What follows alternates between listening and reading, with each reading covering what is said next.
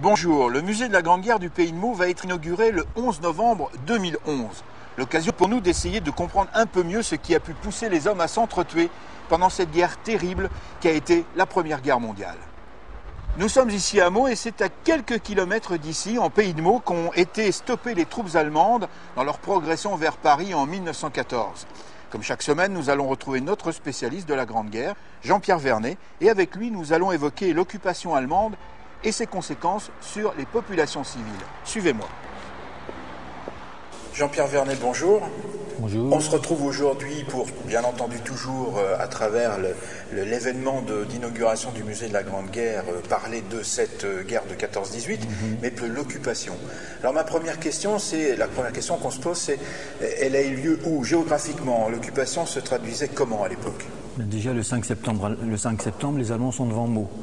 Après la bataille de la Marne, ils reculent, en gros jusqu'à l'Aisne, l'Oise, donc Reims, Arras, puis progressivement vers la mer.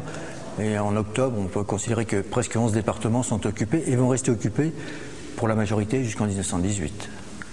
Alors comment se traduit cette occupation?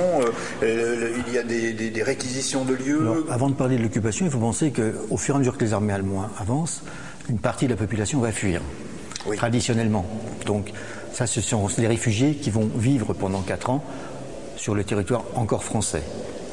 Et ensuite, il y a tous ceux qui vont rester. Et ce sont ceux-là qui vont subir le joug, en fin de compte, de l'occupant allemand. Et c'est quelque chose de très particulier parce que tout le monde connaît la Seconde Guerre mondiale. En réalité, les persécutions, la souffrance, la rudesse de l'occupant est beaucoup plus importante pendant la Première Guerre mondiale qu'en 40-44. Ça, c'est un premier détail à bien approfondir.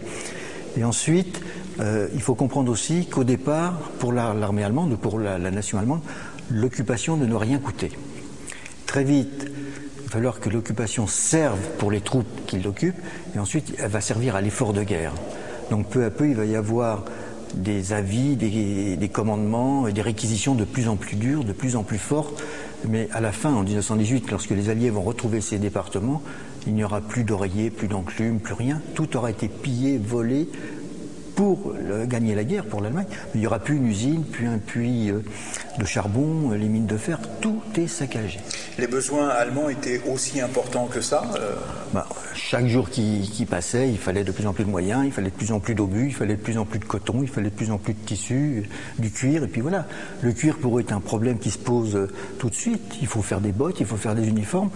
Et le blocus empêche de commercer avec l'extérieur. Les vaches, ils vont très vite les manger, ils n'auront plus de cuir. Donc voilà, par exemple, un des phénomènes. Alors un des objets d'ailleurs que l'on peut voir, qu'on pourra voir dans le musée de la Grande Guerre, sont des bottes en ortie. Oui, il y a des chaussures en ortie, mais il y a des uniformes en ortie, il y a des couvertures en ortie. L'ortie devient une fibre très, très utilisée par l'armée allemande.